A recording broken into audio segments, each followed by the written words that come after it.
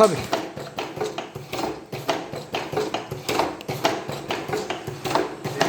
Abi yalanı desteklersin aslında.